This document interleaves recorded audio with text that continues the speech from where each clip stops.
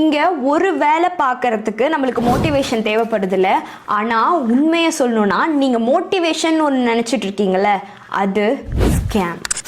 நம்மளை பொறுத்தவரையிலும் நம்மளோட பிரெயின் கம்ஃபர்ட் ஜோனுக்காக தான் டிசைன் பண்ணப்பட்டிருக்கே தவிர்த்து மோட்டிவேஷனுக்காக இல்லை. சைக்காலஜிலேயே ஆக்ஷன் ஃபர்ஸ்ட் மோட்டிவேஷன் லேட்டர் அப்படின்னு தான் ஒரு கான்செப்ட் இருக்குது. ஸோ இந்த இடத்துல எனக்கு மோட்டிவேஷன் இருந்தால் தான் நான் ஒரு விஷயத்தை ஸ்டார்ட் பண்ணுவேன் அப்படின்னு சொல்லி இருந்தீங்கன்னா நீங்கள் உங்களோட லைஃப்பில் ஒரே ஒரு பிளேஸில் தான் உட்காந்துட்டு இருப்பீங்க. ஒரு ஸ்டெப் கூட உங்களால் முன்னாடி எடுத்து வைக்க முடியாது.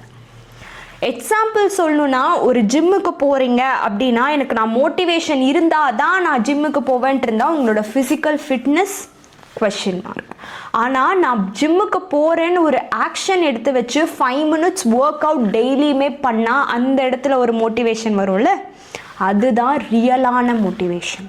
இங்கே சக்ஸஸ் ஆன ரியலான லீடர்ஸ் உங்களோட ரோல் மாடல்ஸ் கூட ஸ்டார்ட் பண்ணும்போது கிளாரிட்டியோட ஸ்டார்ட் பண்ணியிருக்க மாட்டாங்க. ஏதோ ஒரு கன்ஃபியூஷனோட ஸ்டார்ட் பண்ணியிருப்பாங்க. இருந்தாலும் அவங்க கிட்ட இருந்த கீ கன்சிஸ்டன்ஸும் கான்ஃபிடென்ஸும்.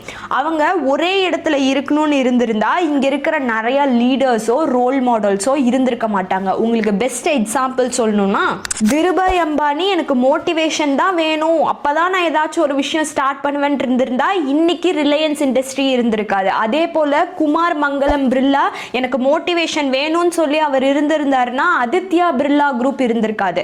நாராயணமூர்த்தி எனக்கு மோட்டிவேஷனே இல்லப்பா, எனக்கு சப்போர்ட் இல்லப்பான்னு இருந்திருந்தாருன்னா இன்ஃபோசிஸ் ஆர்கனைசேஷன் இப்போ இருந்திருக்காது. இந்த உலகத்துல ஸ்ட்ராங்கா கால் வச்சவங்க எல்லாருமே அவங்களோட ஆக்ஷன் மூலியமா தான் மோட்டிவேஷன் எடுத்திருக்காங்க. யாருமே மோட்டிவேஷனுக்காக வெயிட் பண்ணல. நீங்க மோட்டிவேஷனுக்காக வெயிட் பண்ணிட்டு இருந்தீங்கன்னா ஏற்கனவே சொன்ன மாதிரி சேம் பிளேஸ்ல தான் இருக்கணும்.